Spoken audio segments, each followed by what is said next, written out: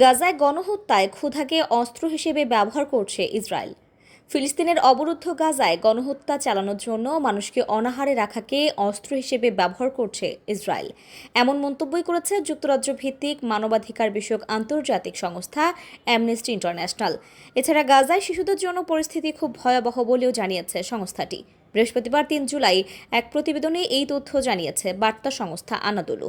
Amnesty international বৃহস্পতিবার এক বিবৃতিতে জানিয়েছে, গাজা উপত্যকায় ইসরায়েল এখনও সাধারণ মানুষের বিরুদ্ধে ক্ষুধাকে যুদ্ধের অস্ত্র হিসেবে ব্যবহার করছে, যা ফিলিস্তিনের ওপর চলমান গণহত্যার অংশ। লন্ডন ভিত্তিক এই সংগঠনটি বলেছে, গাজার পরিস্থিতি এখনও ভয়াবহ, বিশেষ করে শিশুদের জন্য।